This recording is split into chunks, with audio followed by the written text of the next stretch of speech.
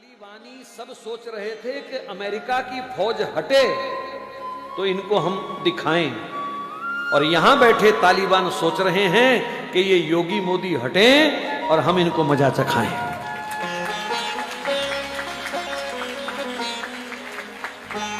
और अगर तुमने इनको खो दिया तो फिर अगले 50 साल तक, जब तक हमारी जिंदगी, मैंने इसलिए 50 बोला, जो बैठे हैं कोई 50 जिएगा, कोई 20 जिएगा, कोई 10 जिएगा, भगवान के हाथ है। वो तो सिवाय रोने के हमारे पास कुछ नहीं होगा, हाथ मल मल करके छाती पीटने के सिवाय हमारे पास कुछ नहीं होगा।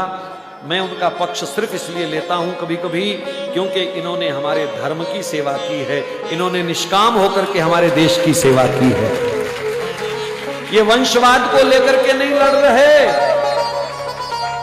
इन्होंने अपने बच्चों के नाम एफडीआं नहीं कराई हैं, इन्होंने कोई अपने 800 करोड़ के बंगले नहीं बनाए हैं, इन्होंने कोई इत्र की फैक्ट्रियां भी नहीं लगाई हैं। इनका जो कुछ है वो देश के लिए है, देश के हित में है। एक प्रधानमंत्री की मां और 10 बाई 10 के कमरे में रहती हो तो उस बंदे के तो चरण धो के पीने चाहिए हिंदू समाज को।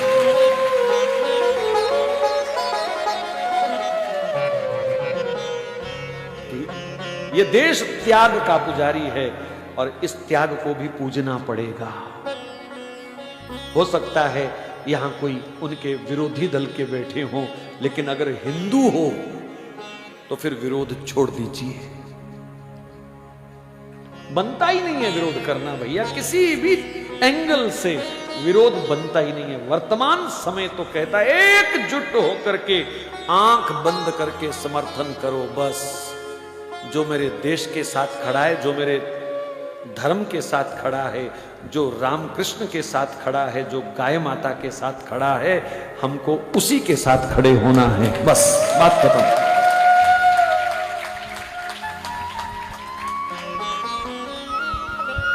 पांच 500 वर्ष का कलंक धुल रहा है अयोध्या में है?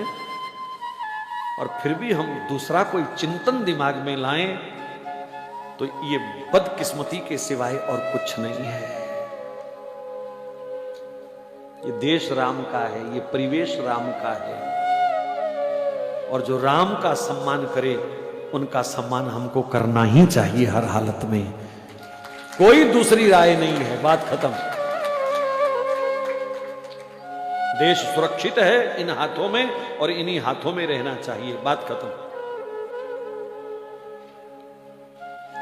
बस हम तो एक ही प्रार्थना कर रहे हैं कि जब चाय वाला जाए तो गाय वाला आए, बस।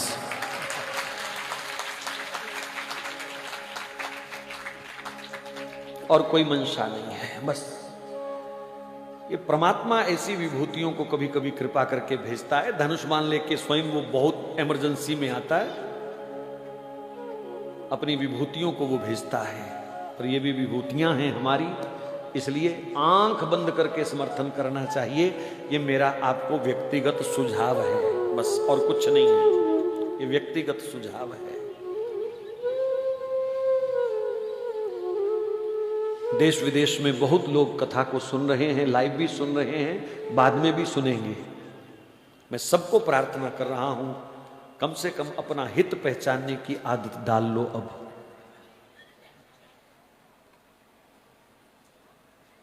ऐसा अवसर दोबारा नहीं आएगा हमारे पास।